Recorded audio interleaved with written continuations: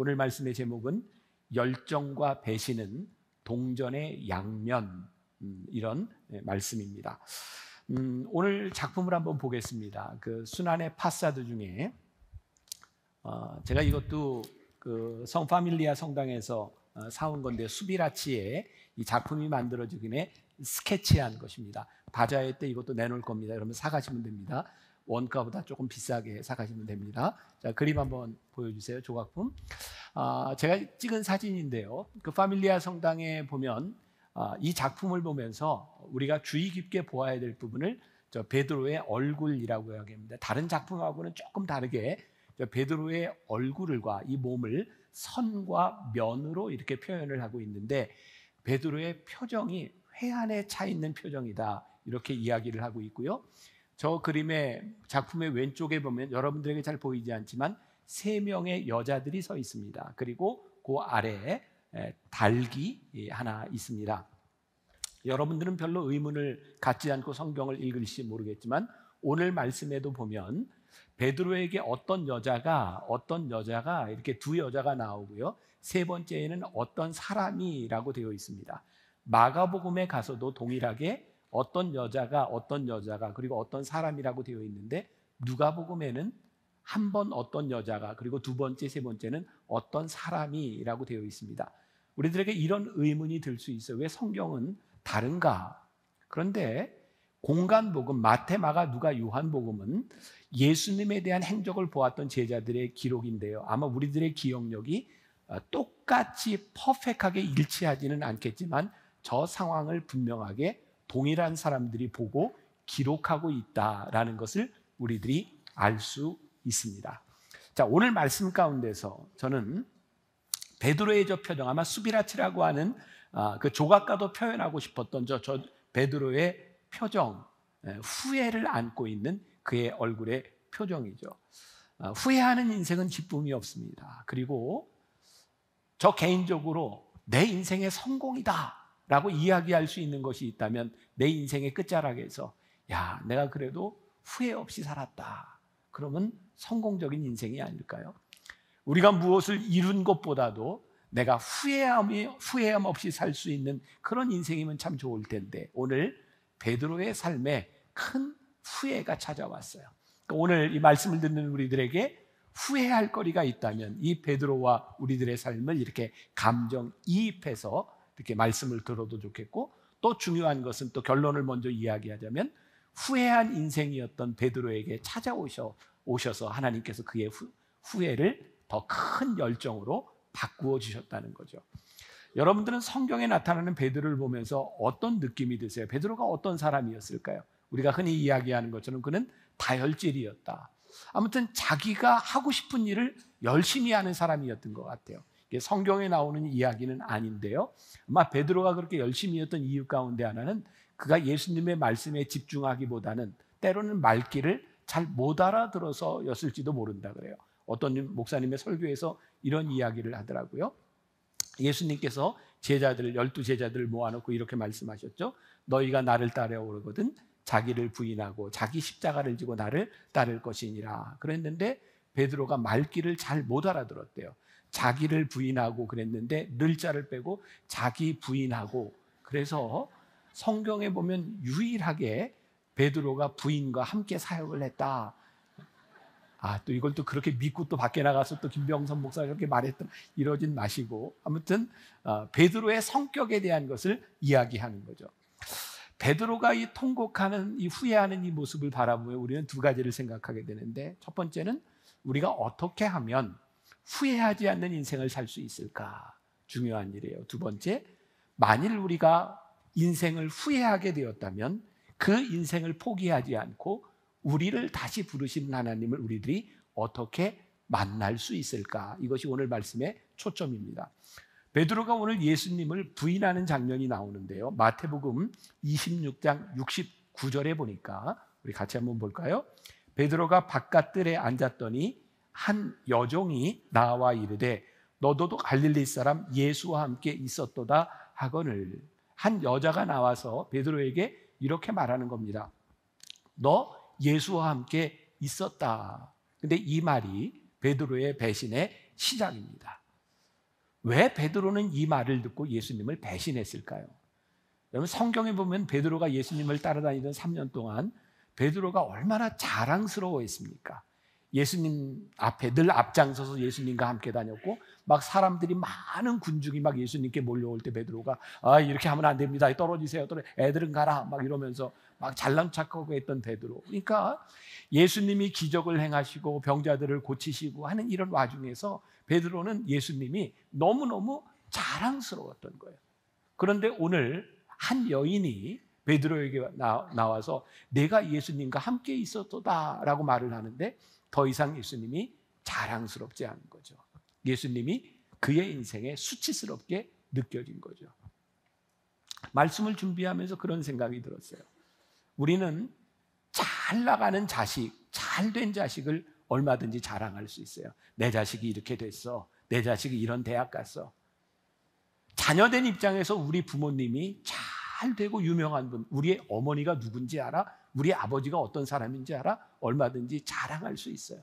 그런데 내 마음에 그렇게 자랑거리가 아닌 자식과 자랑거리가 아닌 부모님이 되었을 때 우리는 거기에서 진정한 관계를 느끼지 않을까요? 수치스럽고 부끄러움에도 불구하고 그게 내 자식이고 그분이 내 부모임을 이야기할 수 있어야 되는데, 오늘 베드로에게 있어서 수치스럽게 느껴졌던 주님을 배신하고 있는 베드로, 이것은 우리들에게 그렇게 바람직한 모습은 아닌 것 같아요. 제가 어제 장로 취임식에서 이런 이야기를 했어요. 장로님들에게 그런 이야기를 했어요. 장로님들이 제일 자랑스럽게 생각하는 게 뭘까요? 내가 만나교회 장로인데요, 내가 이렇게 사업이 잘 돼요. 내가 만나교회 장로인데요, 우리 자식이 이렇게 잘 돼요. 잘 될 때 우리는 얼마든지 내가 장로인 것을 자랑할 수 있어요. 그런데 여러분들의 인생에 힘들고 여러분들의 인생에 고난이 오고 여러분들의 인생에 수치스럽게 느껴질 때도 여러분들이 장로인 것이, 그것이 부끄럽지 않아야 진정한 장로가 아닐까요? 이게 장로에게만 해당되는 문제가 아니라 우리들이 이 세상을 살아가면서 내 인생에 수치스러운 순간, 내가 원하는 일들이 이루어지지 않는 그 순간에도 내가 믿고 따랐던 주님이 누구인지를 고백할 수 있어야 될 텐데, 오늘 베드로는 예수님을 수치스럽게 생각하고 있는 거죠. 제가 말씀을 준비하며 읽었던 책 중에 오스왈드 챔버스의 주님은 나의 최고봉이라는 책에 나오는 글이 있습니다. 제가 조금 읽어드리겠습니다. 상업주의 속에서 사는 우리는 뭔가 하나님께로부터 받은 것이 있을 때 헌신하는 경우가 있습니다. 그래서 이렇게 말합니다. 아닙니다, 주님, 저는 주님을 위하기보다 저 자신을 더 위합니다. 저는 주님의 전시장에 놓여서 하나님께서 저를 위해 하신 일들을 사람들에게 보이고 싶습니다. 참된 헌신은 주 예수 그리스도만을 내 모든 인격 속에서 최고로 사모하는 것입니다. 제가 언젠가 그 연예인 예배에 갔을 때 일이 기억이 납니다. 그 연예인 예배를 준비하던 분이 하나가 저에게 그런 얘기를 합니다. 목사님, 이 연예인 예배에 올 때 우리들이 지키는 것이 있는데 여기에 사진 찍지 말고 연예인들에게 간증 섭외하지 말고, 연예인들이 믿음이 있을 때는 참 좋아서 간증도 하는데 어느 날 잘못되면 그것 때문에 너무너무 어려움을 겪습니다.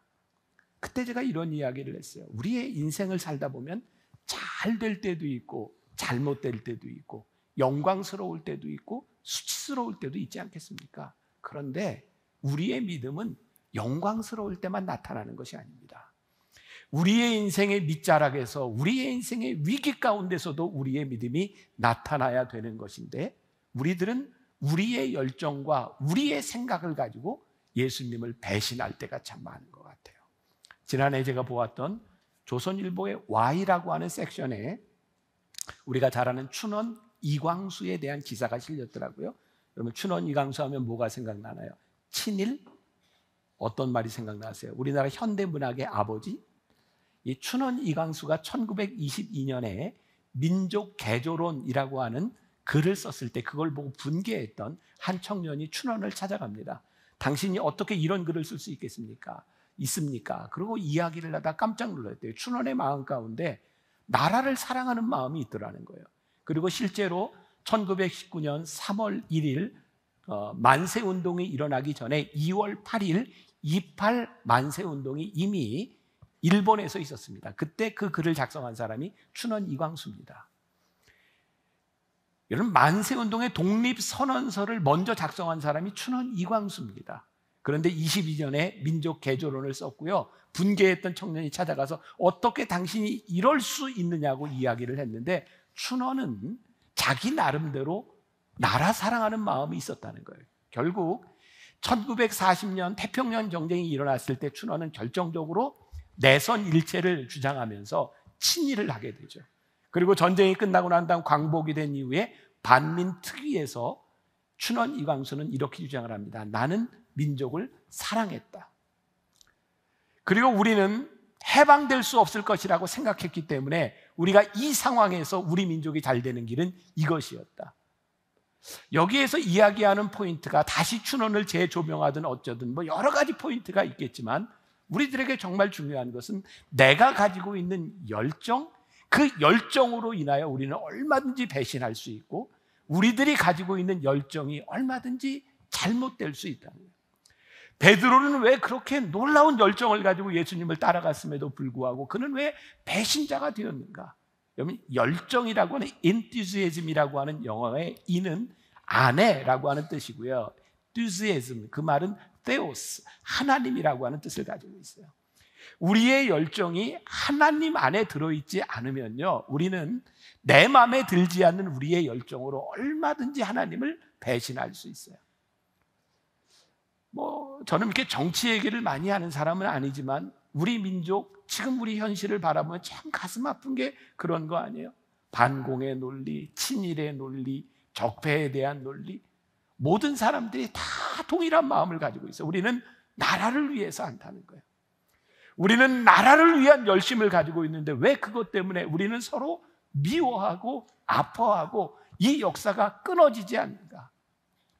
저는 정치적인 논리가 아니라 우리의 신앙의 논리 가운데서 하나님께서 우리들에게 주시는 분명한 음성이 있다고 생각하는데, 이 사순절을 지나가며 우리들에게 주시는 말씀이 있다고 생각하는데요, 우리 주님은 예수님을 배신하고 떠나갔던 그 베드로를 회복시키시는데 우리 주님의 마음이 있어요. 우리의 신앙은요, 우리의 민족을 바라보면서 우리들이 가지고 있는 열정으로 그 사람을 포기하거나 그 사람을 미워하는 것으로 끝나는 것이 아니라 어떻게 그것을 회복시키시는가, 회복의 하나님께 우리들이 초점이 가 있어야 하지 않을까. 저는 이 말씀을 보면서, 베드로의 배신을 보면서 우리가 초점을 가져야 될 것은 배신한 베드로를 끝까지 포기하지 않으시고 찾아오셔서 그의 인생을 회복시켜 주신 예수님께 초점이 맞추어져야 된다. 여러분들 요나 아시죠? 우리 어렸을 때 교회학교, 주일학교 다닌 사람들은 요나에 대한 이야기 참 많이 들었어요. 이름이 요나잖아요. 요나. 누군가 요나를 향해 손가락질을 할 때 이 세 손가락은 나를 향하고 있으니 요나를 지적질할 때 나를 봐라. 요나 하면 불순종한 사람이잖아요. 불순종한 요나. 그런데 사실 요나의 가장 큰 주제를 이야기한다면 저는요, 요나의 불순종이 아닌 것 같아요. 요나의 불순종에도 불구하고 니느웨 백성을 끝까지 포기할 수 없었던 하나님의 마음과 하나님께 불순종하며 도망가는 요나를 끝까지 추적해서 하나님의 사람으로 쓰셨던 아버지의 마음을 우리들이 보지 않으면 우리는 요나서를 제대로 이해할 수 없을 것 같아요.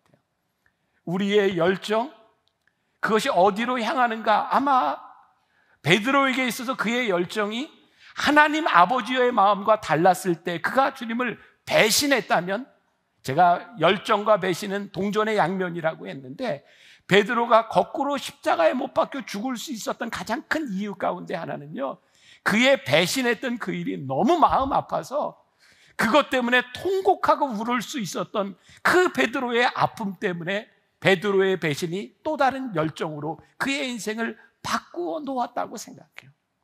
배신이 열정으로 바뀌어질 수 있다면, 우리의 배신과 후회로 우리의 인생이 끝나는 것이 아니라 하나님께서 우리의 인생을 바꿔줄 수 있다면 그건 참 복된 일이라고 생각해요. 저는 교회에서 항상 그런 생각해요. 교회의 가장 큰 문제는 너무 열심인 교인들이다. 그 열심이라고 이거 좀 잘 이해를 하셔야 돼요. 언젠가요 어떤 분이 카톡을 보내는데 잘못 보내서요 저한테 올 게 아닌데 저한테 와서 본 게 있어요. 그분이 이런 카톡 글을 남겼어요. 확 교회 떠나버려? 확 떠나버려? 왜 그분은 확 떠나버려라고 생각을 했을까요? 내 마음에 안 드는 거예요. 내가 너무 힘든 거예요. 내 열정이 채워지지 않는 거예요. 내 마음이 채워지지 않는 거예요. 여러분, 우리 이거 하나 기억하고 갑시다. 우리의 신앙은요, 우리의 삶은요, 내 마음이 채워지는 데 있는 것이 아니라 하나님의 열정이 내 안에 들어오게 될 때 우리의 삶이, 우리의 신앙이 올바로 될 수 있다는 거예요. 자, 오늘 베드로의 이 배신의 모습을 한번 보겠습니다. 성경을 다 한번 펴시면 좋을 것 같아요. 70절부터 성경을 필 수 있는 사람 다 펴세요. 가능하면 성경을 가지고 다니는 게, 여기 다 띄워주지만 가지고 다니는 게 건강에 좋습니다. 스트레스 안 받고. 자, 성경 피세요. 70절 제가 표시하는 곳에 이렇게 마킹을 해도 좋습니다.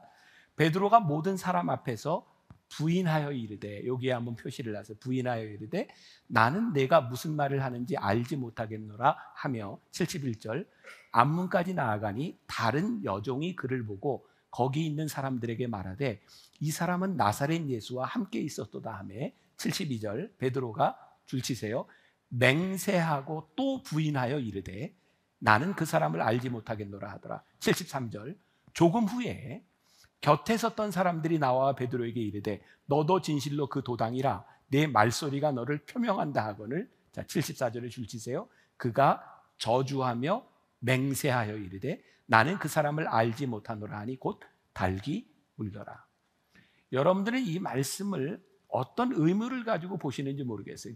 우리가 말씀을 묵상한다고 하는 것은요, 말씀을 깊이 본다고 하는 거거든요. 말씀을 보는데요, 베드로가 3번 부인하는데 첫 번째는 부인하며 이르되, 두 번째는 맹세하고 부인하며 이르되, 세 번째는 저주하며 맹세하며 이르되, 똑같이 부인하는 것이 아니라 점점 더 강하게 부인하고 있어요. 베드로는 왜 이렇게 강하게 부인했을까요? 여러분, 여기에 맹세를 합니다. 베드로는 왜 맹세했을까요?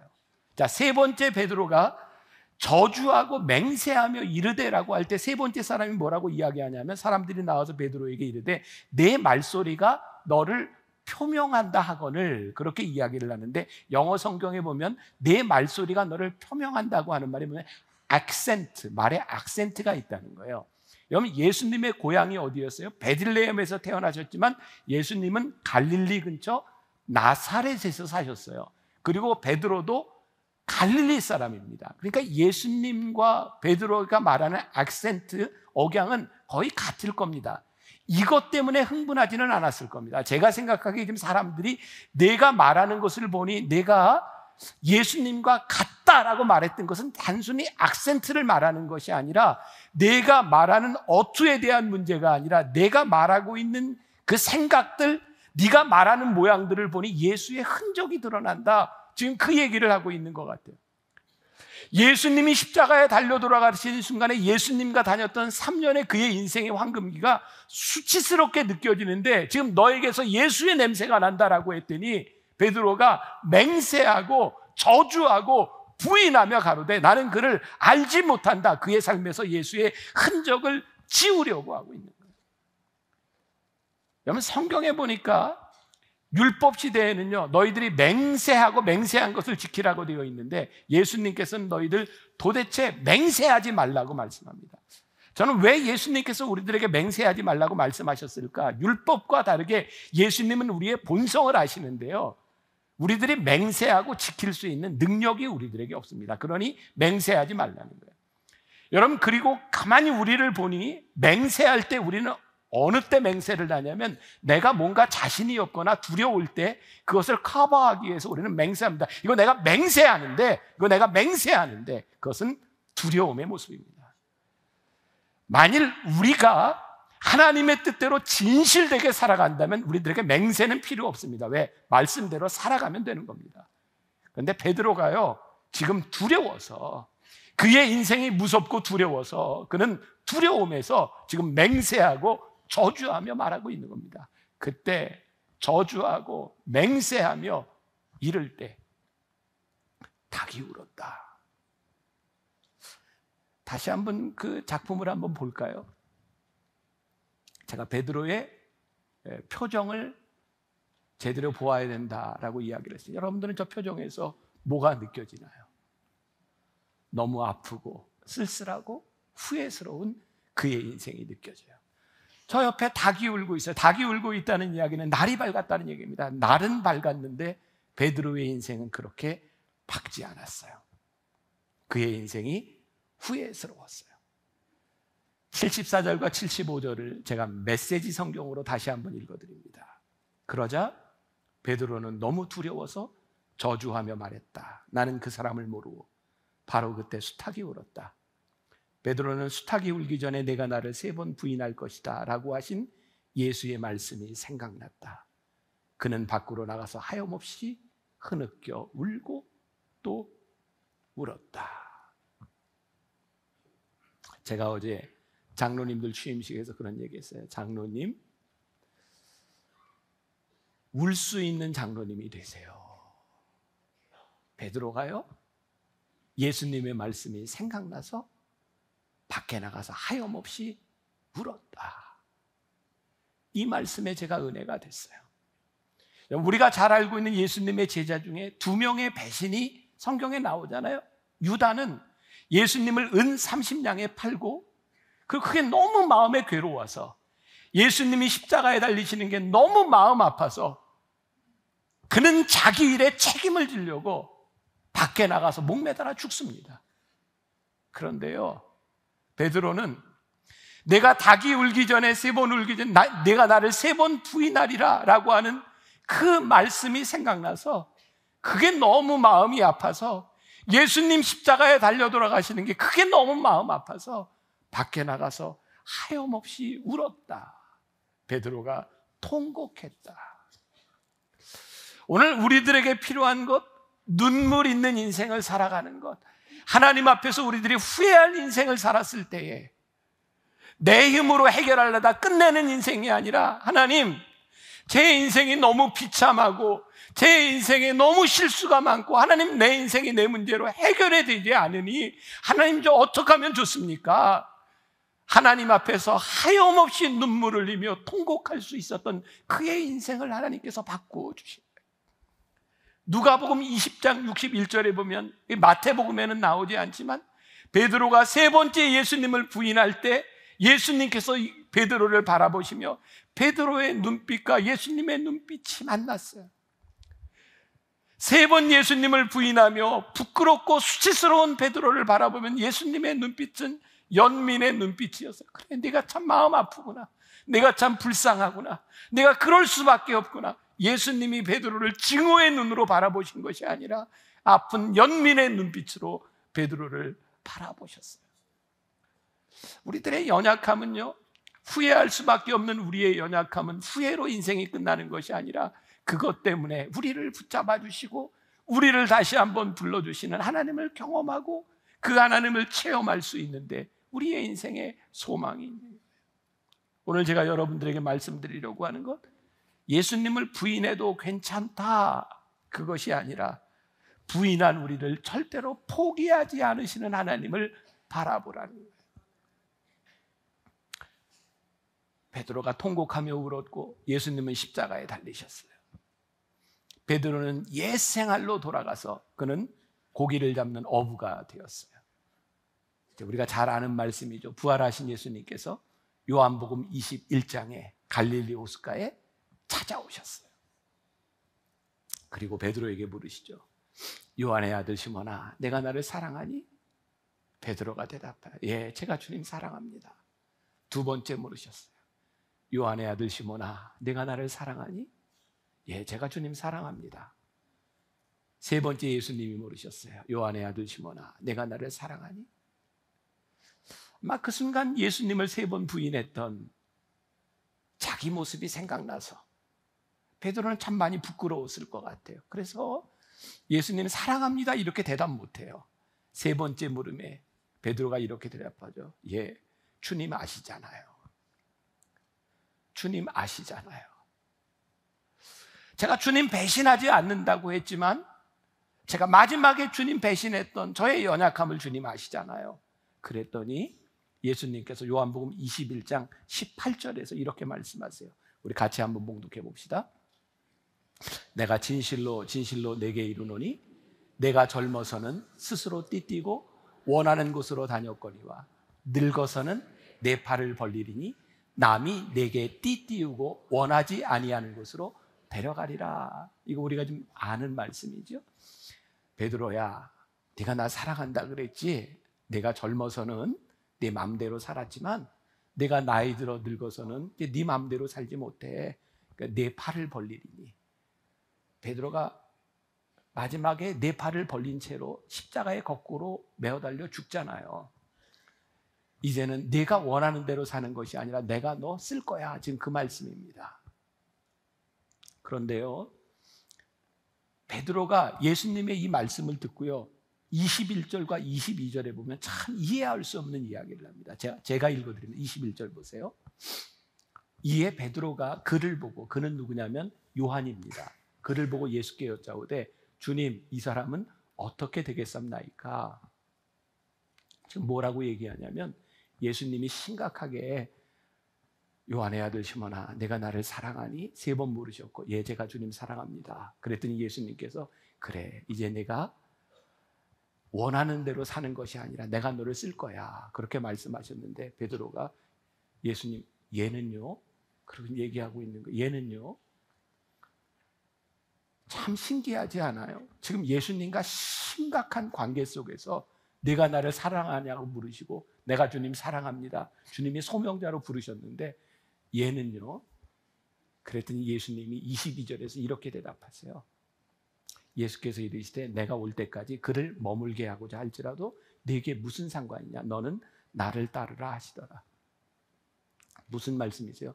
얘 신경 쓰지 말고 너나 잘해. 지금 예수님이 그 말씀하시는 거예요.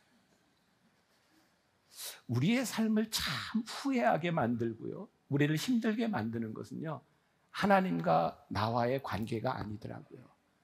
나는 하나님 잘 믿고 따라가고 열심히 신앙생활을 할 텐데요, 얘는요, 얘가 나에게 늘 걸림돌인 거예요. 나는요, 용서도 하고요, 나는 최선을 다해서 살 준비가 되어 있는데요, 얘는요, 얘 때문에 그게 안 되는 거예요. 우리 예수님께서 베드로에게 베드로야, 너나 잘해. 너는 내 일을 하면 돼. 제가 어제 우리 장로 취임식에서도 말씀을 나누고 오늘 여러분들에게, 그리고 저에게, 오늘 이 말씀을 듣는 모두에게 정말 주님께서 하시는 말, 하고 싶은 말씀이 그게 아닐까요? 사랑하는 아들아, 내가 너를 쓸 텐데 다른 사람 신경 쓰지 마. 내가 잘하면 돼. 우리들 속에 계속 생각나는 거. 쟤를 보면 제가 신앙생활이 안 돼요. 쟤 때문에 제가 상처를 받아요. 쟤 때문에 제가 확 떠날까 생각 중이에요. 사랑하는 아들아, 사랑하는 딸아, 너나 잘하세요. 이 말씀이 뜨겁게 여러분들에게 다가올 수 있기를 간절히 소원합니다. 여러분들의 인생에 후회거리가 있다면 후회로 끝나는 것이 아니라 후회한 우리를 끝까지 찾아오셔서 우리를 부르시는 하나님의 열정이 오늘 우리들에게 살아있기를, 우리들을 사용할 수 있기를 주님의 이름으로 간절히 축원합니다.